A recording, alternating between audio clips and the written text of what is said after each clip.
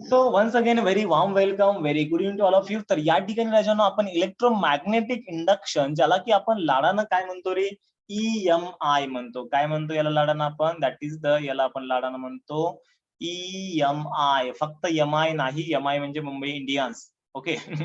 This is not, this is the electromagnetic induction. हा, so electromagnetic induction मध्ये आपण can you रिकॉलचे प्रश्न बघितले, त्याच्यानंतर फॅराडेज लॉचं आपण एक्सपेरिमेंटल सेटअप बघितलं, त्याचं ऑब्झर्वेशन बघितलं. दॅट इज द क्वेश्चन काय होता, state the experimental observation of the Faraday's experiment. फॅराडेच्या एक्सपेरिमेंटचे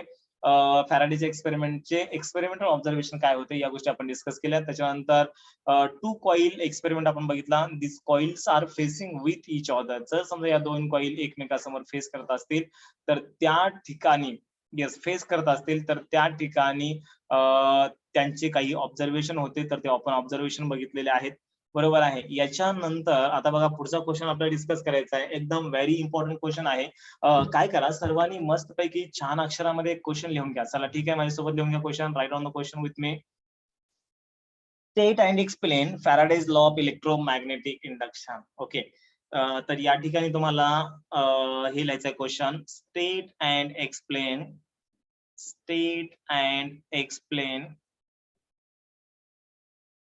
explain Faraday's law of electromagnetic induction. Faraday's law of electromagnetic induction.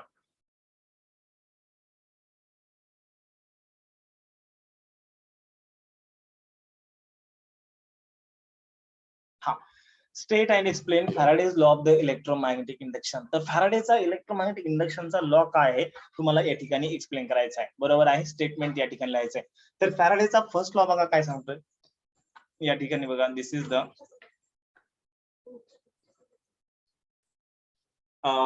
The statement, that is the first law. या ठिकाणी तुम्हाला लिहायचं आहे first law. तर first law या ठिकाणी काय येणार आहे, what is the Faraday's first law. First law काय येणार आहे बघा, मी तुम्हाला आताच सांगितलं. काय सांगितलं रे, व्हेनेवर देयर इज द, अभी अभी मैंने आपको बताया था ना यार, भूल गए.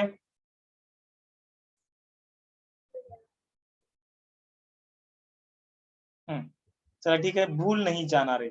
हा, बघा एक लक्ष द्या. तर या ठिकाणी, अरे यार विसरायचं नाही. हा, आता मी तुम्हाला काय सांगितलं, या ठिकाणी whenever there is the change in the magnetic flux. अरे जेव्हा जेव्हा मॅग्नेटिक फ्लक्स चेंज होईल तेव्हा तेव्हा काय होणार आहे, करंट हा इंड्यूस होणार आहे या कॉइल मध्ये. बस त्यालाच तुम्हाला लिहायचंय. अच्छा सर, म्हणजे यालाच तुम्हाला वर्डिंग मध्ये लिहायचंय. अरे बस त्यालाच म्हणायचं Faraday's first law of the electromagnetic induction. मग लिहा मग माझ्यासोबत. चला ठीक आहे, लिहा. Whenever there is a change in the magnetic flux, pen change करू, मस्त पैकी ग्रीन कलर मध्ये घेतो या ठिकाणी pen. Write down.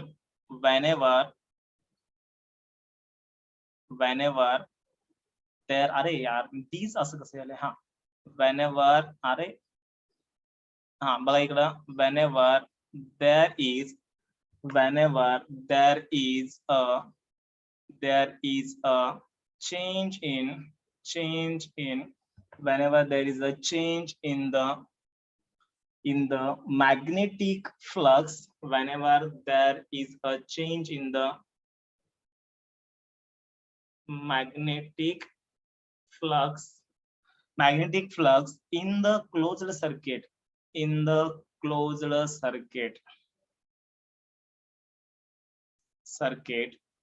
then induced EMF किंवा करंट म्हणा, then induced current is produced in the circuit. इथे लक्षामध्ये, induced current is produced in the circuit. Okay, so this is the statement of the Faraday's first law of the electromagnetic induction. क्या बात है sir, मतलब कितना easy आहे. अरे एवढंच इजी आहे यार.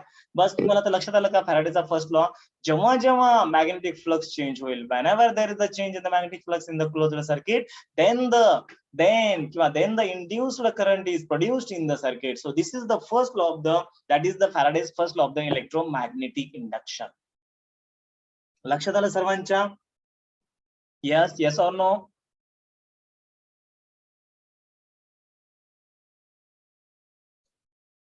यस, चलो गाइज, यस और नो फास्ट बताइए यार. Yes Ruturaj, great. हा, येस, व्हेरी गुड बेटा, व्हेरी गुड. हा, त्याच्यानंतर आपल्याला सेकंड लॉ डिस्कस करायचा आहे. आता या लॉला क्वालिटेटिव्ह लॉ म्हणतात. काय म्हणतात? क्वालिटेटिव्ह लॉ म्हणतात. कारण की या ठिकाणी फक्त फॉर्म्युला वगैरे आहे का? नाहीये, फक्त क्वालिटी आहे, बस यालाच म्हणायचं क्वालिटेटिव्ह लॉ. आणि दुसरा जो लॉ आहे that is the second law, त्याला तुम्ही म्हणता क्वांटिटेटिव्ह लॉ. कारण की त्या ठिकाणी काही ना काही क्वांटिटी आहे, म्हणजे त्या ठिकाणी काही ना काही फॉर्म्युला आहे.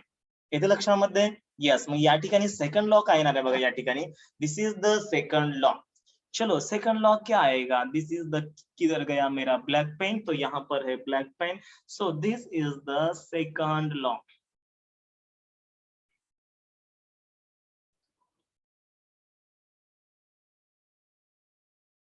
हा, सेकंड लॉ आपल्याला काय सांगतो बघा या ठिकाणी. सेकंड लॉ काय सांगतो या ठिकाणी? सेकंड लॉ म्हणजे काही नाही बघा, एकदम इझी आहे. मला सांगा, इंड्युस्ड करंट प्रोड्यूस होणार आहे किंवा इंड्युस्ड ईएमएफ प्रोड्यूस होणार आहे.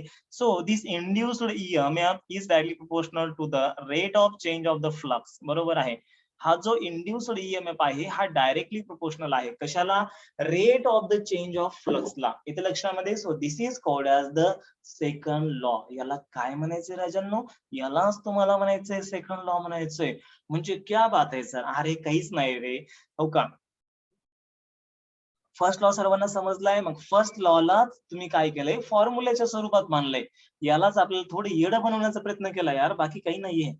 मला सांगा, जेव्हा जेव्हा फ्लक्स चेंज होले तेव्हा तेव्हा ईएमएफ प्रोड्यूस होलाय, म्हणजे करंट प्रोड्यूस होलाय. मग ते सांगितलंय ना, that induced EMF, that is the magnitude of the induced EMF in the closed circuit is directly proportional to the rate of change of the flux with respect to time. किंवा rate of change of the flux with respect to time म्हणा, किंवा rate of change of the flux म्हणा. आलं लक्षामध्ये सर्वांच्या? Yes.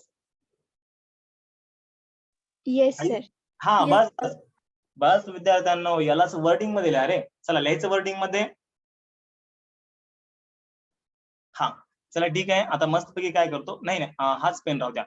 आता बघा या ठिकाणी तुम्ही एक गोष्ट लक्षात ठेवा, कोणती? E is directly proportional to the D phi. एक मिनिट एक मिनिट, थोडं व्हॉइस मध्ये ब्रेकिंग चालू आहे का रे? कारण इकडे लिहिताना थोडं हँग मारते. व्हॉइस मध्ये ब्रेकिंग चालू आहे का? करेक्ट आहे व्हॉइस? यस, क्लिअर आहे सगळं?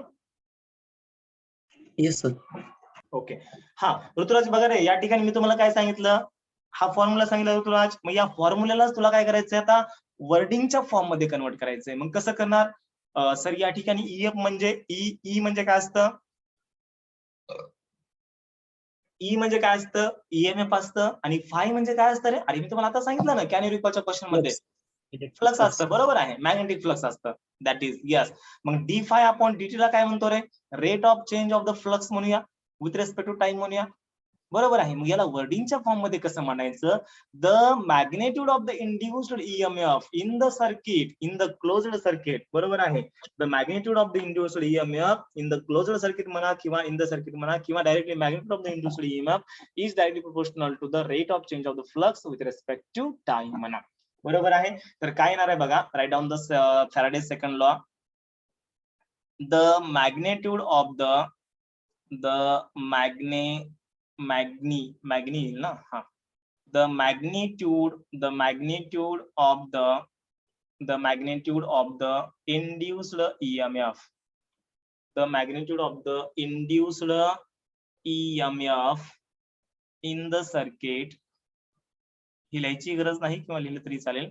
The magnitude of induced EMF in the circuit is directly proportional to is directly proportional to the rate of change of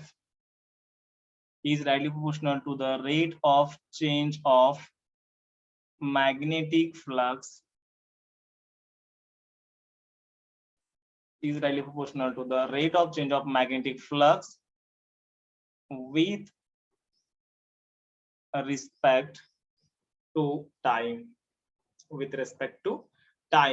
okay. So this is the statement. लक्षामध्ये, the magnitude of the induced EMF in the circuit is directly proportional to the rate of change of the magnetic flux with respect to time. लक्षामध्ये. So this is the, या ठिकाणी याला काय म्हणायचं राजांनो, this is the second law म्हणायचं आणि वरच्याला म्हणायचं this is the first law. These two laws of the electromagnetic induction, these are very important guys. हे एकदम महत्वाचे आहेत. सर्वांना व्यवस्थित चांगल्या पद्धतीने अंडरस्टँड झालेत? Yes Tanvi, Sumit, Subodh, Yes, sir. समजलं ना? Yes, very good very good. हा चला ठीक आहे. Yes, आता sir. या, यस व्हेरी गुड. हा आता या ठिकाणी मग आता तुम्हाला वर्डिंग माहित आहे, म्हणजे याचं सिम्बॉलिक फॉर्म तुम्ही या ठिकाणी खाली मांडू शकता. तत्पूर्वी काय करतो, पेन चेंज करतो. पेन चेंज करा. So therefore E is directly proportional to काय येणार आहे, d5 अपॉन dt येणार आहे. E is directly proportional to d5 upon dt. मग प्रोपोर्शनॅलिटी साइन जर हटवायचं असेल तर तुम्हाला या ठिकाणी कॉन्स्टंट घ्यावा लागतो. मग आपण या ठिकाणी k ला कॉन्स्टंट घेतलेला आहे, that is the d5 upon dt आहे. बरोबर आहे. आणि जर समजा हे ऑल युनिट SI युनिट असतील तर बरोबर आहे, if all units are same system, बरोबर आहे. If all units are in same system, म्हणजे जर समजा सगळे जर SI मध्ये असतील किंवा सगळे CGS असतील, दॅट इज आपण त्याला SI मध्ये घेऊया. ओके, SI सिस्टीम मध्ये असतील तर त्या ठिकाणी k ची व्हॅल्यू विद्यार्थी मित्रांनो किती येणार आहे, 1 येणार आहे. देअरफॉर तुम्हाला म्हणता येईल E which is equals to d5 upon dt, बरोबर आहे. E which is equals to काय येणार आहे या ठिकाणी, d5 अपॉन dt येणार आहे, बरोबर आहे. आणि या ठिकाणी बघा, आपण काय केलं या ठिकाणी बघा, डायरेक्शन याची अपोजिट असते, त्याच्यामुळे या ठिकाणी आपण मायनस साइन घेतलेला आहे. E which is equals to minus of d5 by dt. This is the या ठिकाणी डायरेक्शन, आणि ही झालं फक्त ओनली मॅग्निट्यूड. जर समजा डायरेक्शन कन्सिडर केली तर फ्लक्सची आणि या ठिकाणी EMF ची डायरेक्शन अपोजिट असते, बरोबर आहे. मग याचं SI युनिट काय येणार आहे रे, SI unit of E, SI unit of E काय येणार आहे, इंड्यूस्ड EMF चं व्होल्ट येणार आहे. EMF आपण कशामध्ये मेजर करतो, व्होल्ट मध्ये मेजर करतो. आणि rate of change of flux आपण कशामध्ये मेजर करतो, यस कशामध्ये मेजर करतो, फ्लक्स आपण वेबर मध्ये मेजर करतो. आणि या ठिकाणी अरे या ठिकाणी दोन्हीकडे पण 5 झाले का, या ठिकाणी टी येणार आहे. हा विथ रिस्पेक्ट टू टाइम आहे ना, या ठिकाणी टी येणार आहे, म्हणजे वेबर पर सेकंद येणार आहे, बरोबर आहे. EMF चे युनिट तुम्ही व्होल्ट म्हणा किंवा वेबर पर सेकंद म्हणा. यस आय युनिट, लक्षामध्ये. यस,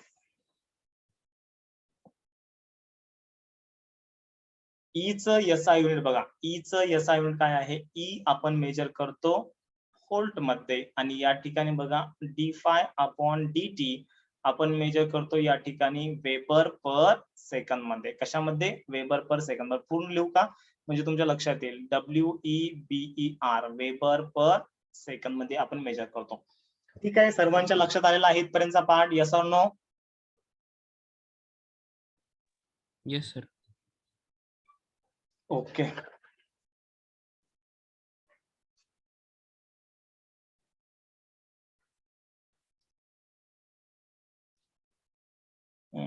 या ठिकाणी थोडं जरा अर्जंट एक काम आलेलं आहे.